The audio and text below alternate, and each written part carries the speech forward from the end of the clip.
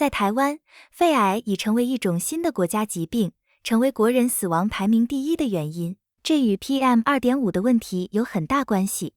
许多人即使不吸烟也不喝酒，生活作息规律，也不吃烧烤类的食物，以尽可能避免与不良空气接触，但仍然得了哮喘或肺部疾病。这就是 PM2.5 可怕的地方。PM2.5 有多小？需要显微镜才能看见，只有头发的1/30大小，足以穿透肺部气泡，进入血液循环，对人体健康危害极大。PM2.5 来源在台湾不减反增，因此空气品质越来越糟，罹患肺癌或肺部相关疾病的患者也越来越多。对人体的最大损害是呼吸系统，肺对应五脏中的白色，中医以白色食物来清肺防燥。与肺相关的器官包括大肠、皮肤、喉咙、支气管等。多吃清肺的白色食物可以增强肺部的自我清洁能力，帮助排出粉尘，让肺部过得健康。今天我们要分享一个清肺食疗茶方，白萝卜被称为清肺之王，喝了之后可以立即排出肺部毒素，连续几天饮用，肺部污染也会清理干净，效果非常明显。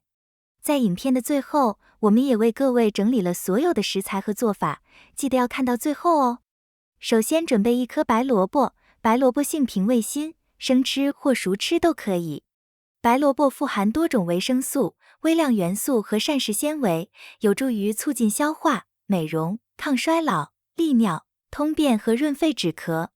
它含有多种成分，如芥子油和淀粉酶等，可增强食欲，加快肠胃蠕动，促进消化，对腹胀、腹闷、食欲不振和消化不良的人非常适合。它还富含维生素 C 和多种维生素，具有抗氧化作用，有美容养颜、抗衰淡斑的功效。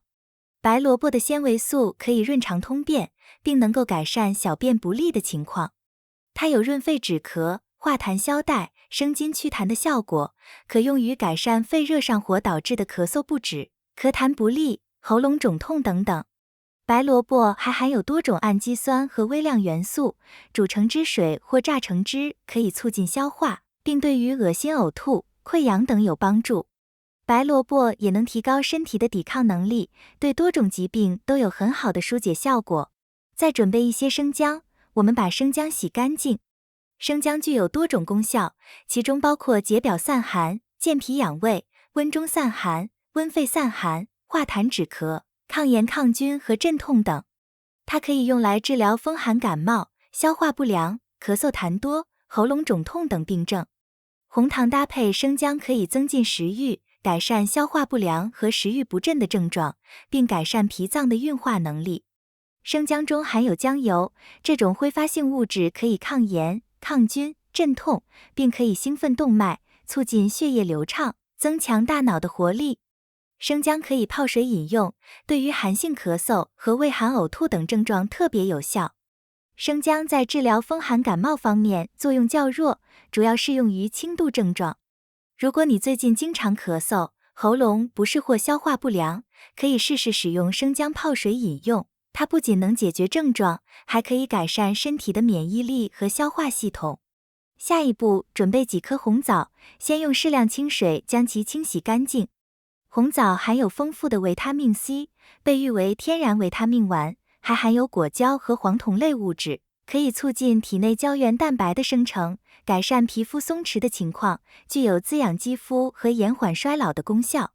红枣还富含铁元素，铁是人体生长和代谢所必需的重要矿物质，可以帮助改善身体血液循环状况，促进血红蛋白的生成，对补血活血有益，尤其对女性朋友来说更为适宜。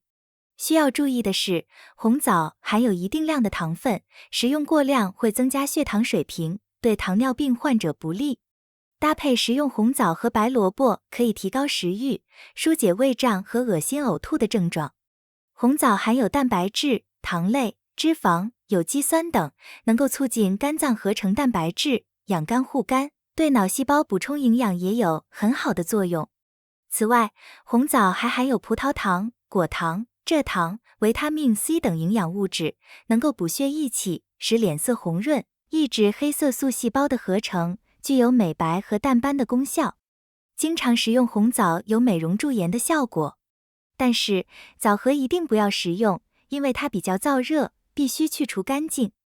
接下来，将准备好的食材放入密封瓶中，再加入1勺蜂蜜，摇匀后冷藏1晚。第2天即可食用。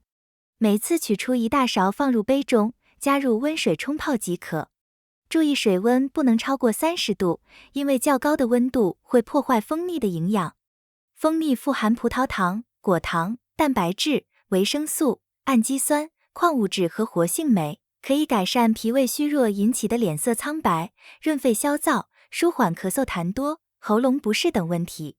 果糖和葡萄糖易被人体吸收，可以促进肠胃蠕动，对便秘有很好的作用。此外，蜜浆味道特别好，有很好的滋补作用。白萝卜红枣茶可以经常喝，特别是口干、咳嗽痰多、喉咙不舒服时，更应该经常煮点喝。